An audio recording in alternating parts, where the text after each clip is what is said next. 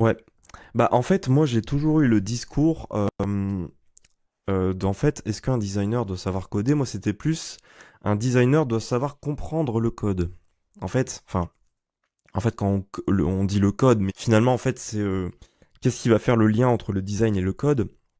C'est l'intégration.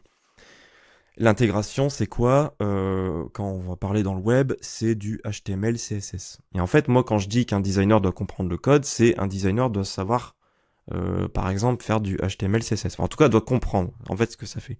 Moi, ça a toujours été un peu ce truc, c'est de dire, bah, ça, et aussi, ça m'a toujours aidé, hein, en vrai, dans un contexte, ça soit même enfin, perso ou pro, quand tu dois faire de la phase du recettage, de design, bah, en fait, tu recètes en fait du code. Donc en fait, c'est aussi important de comprendre ça. Et effectivement, en fait, c'est vrai que ces derniers temps, on parle beaucoup de vibe coding justement avec des choses en fait où tu vas prompter ton idée, ça va faire le code, etc. Et en fait, on se dirige plus sur des choses qui vont être automatisables, en tout cas d'un point de vue technique, parce qu'en fait, le code, c'est quoi? C'est de la logique. C'est de la logique, en fait, c'est des patterns, c'est en fait c'est des choses qui concrètement sont compréhensibles par n'importe quelle machine.